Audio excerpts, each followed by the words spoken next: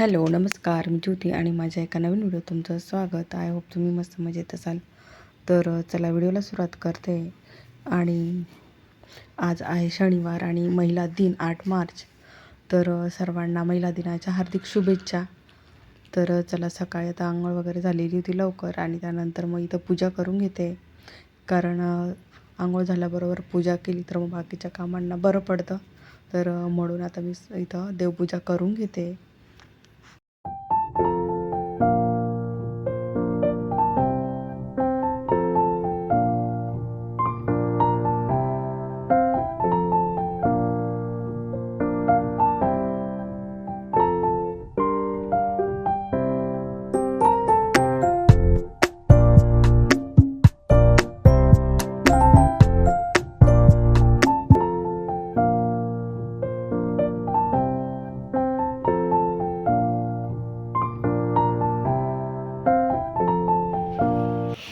ए चली बेली, भूक लगी क्या? यस यस, भूक लागली.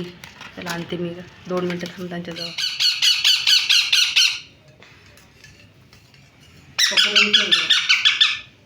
ये खाता बघ शाळी हे तुला हुशार आहे बाबा.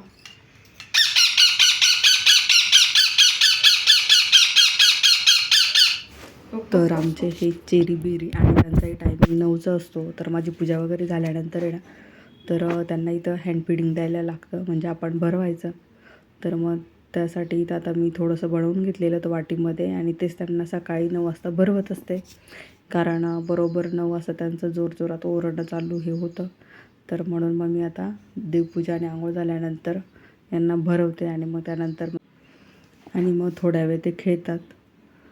तर चला आता मला नाश्ता पण बनवायचा होता आणि मिस्टरांना पण बाहेर जायचं होतं. तर हॉलच्या जी विंडो आहे ना, तिथेही पाण्याचं ते बर्ड फीडर लावलं आहे ना, तर तिथेही मस्त अशा चिमण्या येऊन पाणी पितात आणि त्या पाण्यामध्येच आंघोळ पण करतात. तर चला आता किचनमध्ये आली आहे आणि आता उपमा बनवायचा आहे मला नाश्त्यासाठी.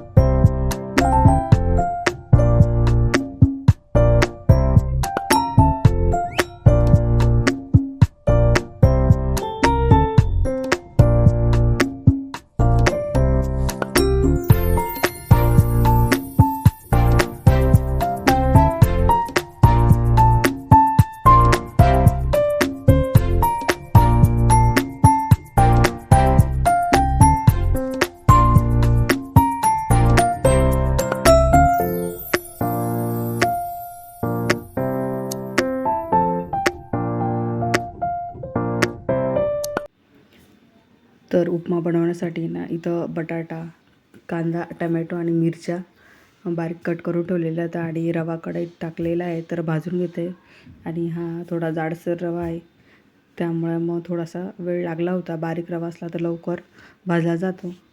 तर त्यानंतर मग इथं थोडंसं 2-3 चमचे तेल टाकलं आहे मी आणि त्यात जिरे मोहरी टाकली आणि त्यानंतर बटाटा तेलामध्ये फ्राय करून घेते. कारण तेलात बटाटा टाकला तर लवकर फ्राय होतो आणि थोडंसं मीठ टाकायचं, म्हणजे बटाट्याला पण टेस्ट येते. आणि त्यानंतर मग मी शेंगदाणे टाकले. तर शेंगदाणे थोडेसे लालसर झाल्यानंतर मिरच्या टाकल्या इथं आणि त्यानंतर कांदा पण थोडासा परतवून झाल्यानंतर आहे ना,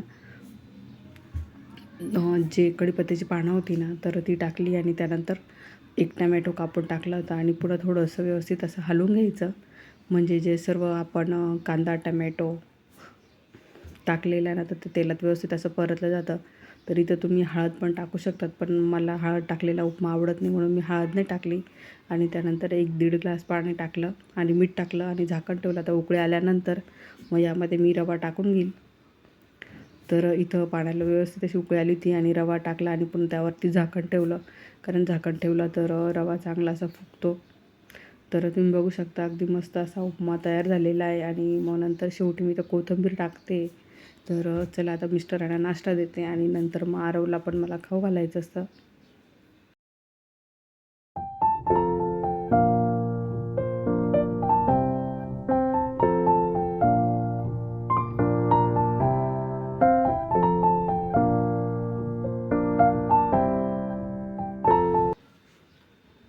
तर 2-3 दिवस झाले साबुदाणा बटाट्याच्या चकल्या बनवलेल्या होत्या.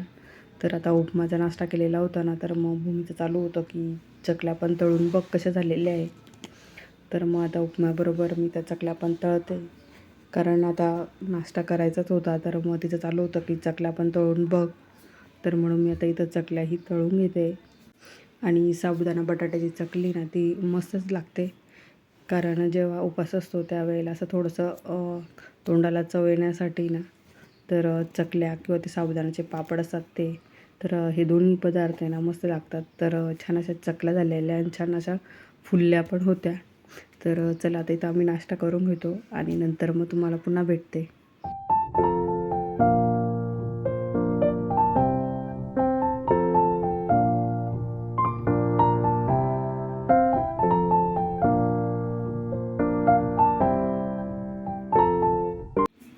आणि नाश्ता वगैरे झालेला होता करून किचनचे सर्व भांडे गोळा केले. तर म्हटलं पहिले ना आज आपण किचन पुसून घेऊ, म्हणून मी आज किचनला पुन्हा एकदा पुसून घेते. कारण भरपूर असं आहे ना खराब झालेलं होतं, कारण सध्या चकल्या पापड्या या असं पदार्थ बनवते ना, तर मग रेग्युलर असं पुसणं होत नाही. तर म्हणून म्हटलं आज आहे ना एकदा व्यवस्थित असं पुसून घेऊ. तर मग मी आज पूर्ण फरची ना व्यवस्थित अशी बसून पुसून घेते.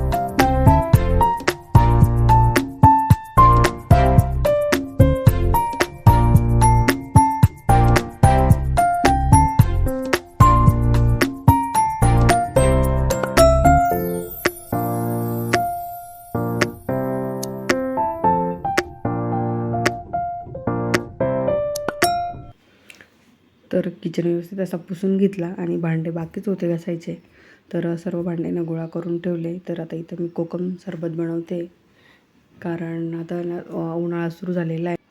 तर सारखं असं पाणी पिऊशी वाटतं. तर म्हटलं मग त्यापेक्षा आहे ना, तर मस्त इथं कोकम सिरपचं जे सरबत असतं ना, तर ते बनवते. जे इन्स्टंट असतं त्यामध्ये आपण फक्त थंड पाणी टाकायचं आणि नुसतं चमच्याने थोडंसं मिक्स पण केलं ना, तरी तर त्यामध्ये ॲड शुगर असते. तर मग आपल्याला वरतून काही टाकायची गरज नसते, फक्त पाणी आणि हे जे कोकमचं सिरप आहे ते टाकायचं.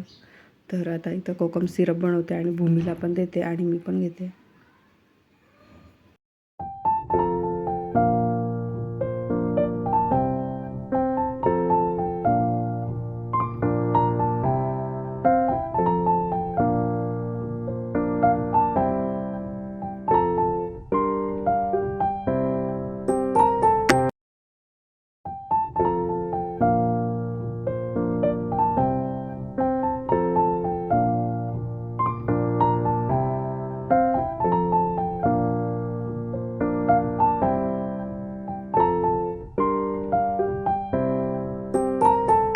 तर दुसरं पण एक कोकमचं सरबतचं असतं, तर ज्यामध्ये आपल्याला साखर टाकावी लागते. जसं लिंबूमध्ये आपण साखर टाकतो त्याप्रमाणे त्यातही ते लिक्विड घेतल्यानंतर आहे ना, त्यामध्ये आपण वरतून साखर टाकायची असते.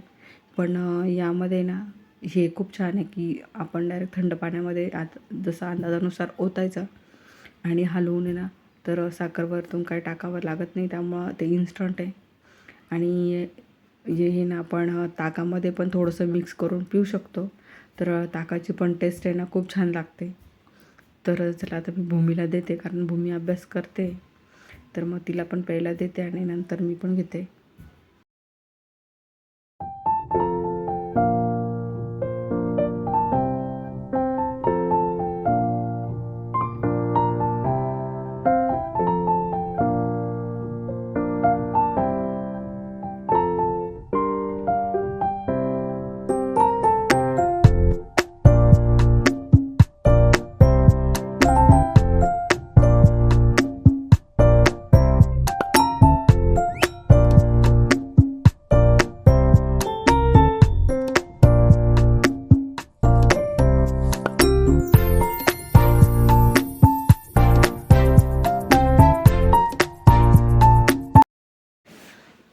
तर मग आता महिला दिन होता म्हणून मग बाहेर जेवायला जायचं ठरलं. तर पुढचा व्हिडिओ काही शूट झालेला नाही हॉटेलचा, कारण आहे ना मोबाईलच बंद झालेला होता, कारण चार्जिंगला लावलेला नव्हता. तर मोबाईल ऑफ होऊन गेला आणि आरो पण मोबाईल बघत असतो ना, तर त्यामुळं मग मोबाईल चार्जिंगचंच विसरून गेलेली होते. तर जो थोडासा चार्जिंग होती ना, तर तेव्हा गाडीत बसण्यापुरतं झालं आणि त्यानंतर मग मोबाईल बंद झालेला होता.